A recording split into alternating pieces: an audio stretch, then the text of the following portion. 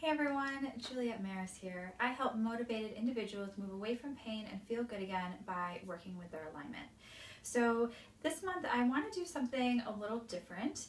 Usually I will give a couple of exercises to remedy some sort of discomfort or misalignment in the body, but what I've been noticing with my clients and what I've been noticing with myself is that the brain or the subconscious has a huge effect on how it is that we feel in our bodies, how we feel about ourselves, and how we interact in the world.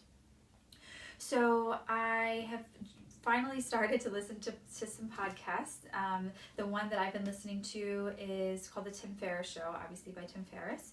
And there was something, I went back to the beginning, and I think he started a couple of years ago doing his podcast. So most people have been there and done that.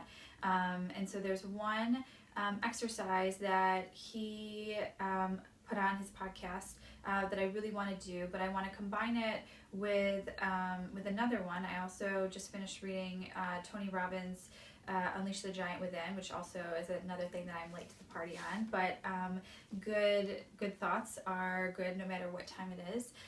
So Tim Ferriss talked about this challenge of no complaining for 21 days, and he used a band on his wrist, so he wasn't allowed to complain. And if he did, it was only he was only allowed to do it for up to a minute, and there had to be some sort of idea or shift to get out of whatever the thing that he was upset about was. And similar, that Tony Robbins in the end of his book talks about setting aside 10 days to really change your state and be in a really positive mindset. So whenever you get in a negative headspace or you're upset about something and your brain is going to that place that's just not positive at all, again, you have up to a minute to start to change your state or shift your subconscious and think of a solution for this problem that's coming up in your head. I don't think that being upset or being angry or being sad are bad things. We all have feelings, and we should feel everything that we're feeling. I think when things come to a stuck place or a stagnant place is when we don't really make any moves in order to remedy the situation. We just kind of like to stay in that place of my life sucks and this is never going to get any better. But the thing is nobody actually wants to hear you complaining, and you don't want to hear anybody else complaining, and it's not productive, really. So what I want to do is combine both of these. So I'm going to do it for 21 days because I really want to make a shift in my subconscious, my way of thinking, and I want to stay in a positive headspace. So I have a bracelet. This bracelet is from La Pura Vida. My friend Lisa gave this to me, and it's really sweet. So I'm just going to use this because I've been wearing it, but you can also use a rubber band or whatever bracelet you have, and you want to start with it on one wrist. So whenever you get into that headspace where you're complaining, or you're starting to think a negative thought, or you're in a negative headspace, you have up to a minute to kind of get into the thought and feel the feelings, and then start to think of a solution. Think of something to do that will, or steps you can take in order to not have this negative issue in your life anymore.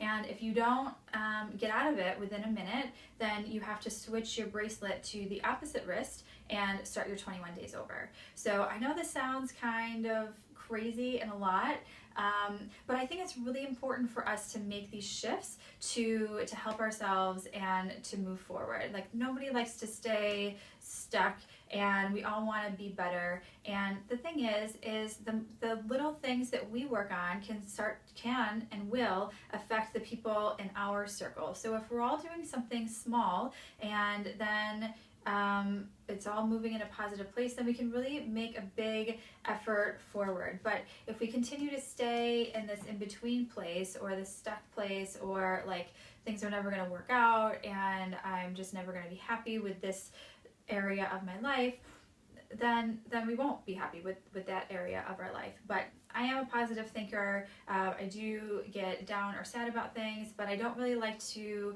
stay in that negative headspace. And so I think this is a really great challenge, and it's also good to see like how long I typically may tend to hang in the negative, and maybe I do go there more than I realize. And so I'm going to keep a journal and note whenever it happens. And so this is something that would be good for you too.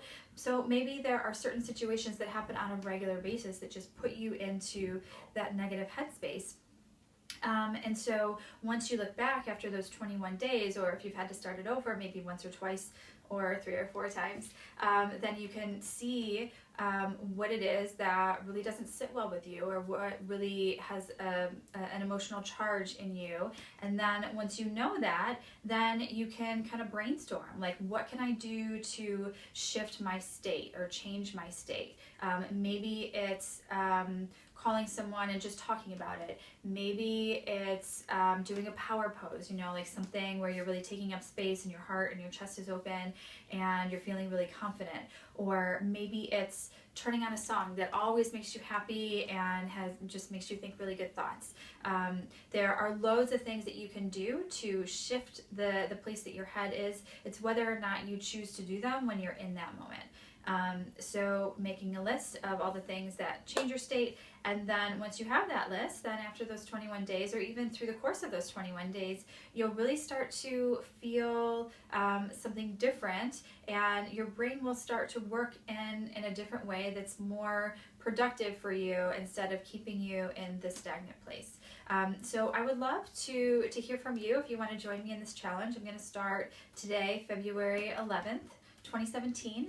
And then I'm going to go for 21 days. It might take me a little longer depending on how complaining I am, or how negative my head is at. But I'll be posting on Instagram, and you can see my journey and my progress. And then once I finally complete those 21 days, then I'll share my findings with you. I think it's really important to kind of like test things out, because we're all different bodies, and see what works for me, what doesn't work for me, because what works for me might not necessarily work for you, or for this person, or for that person, but we all need to figure out what works for us. So I'm going to do this for 21 days. I'm purposely making this a video blog post so that I stick to it and I don't cower in the corner and not shift or change.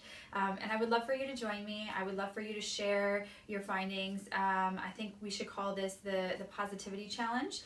So you can just do #PositivityChallenge, and I'll be checking in with people and commenting on things. And I hope this can really help a lot of us make small changes that can benefit us and the people around us, and in turn everyone, because we all can use a little bit more positivity, especially considering everything that's been going on and all the negative energy. It's time to move forward. It's time to come together, and it's time to make a better life.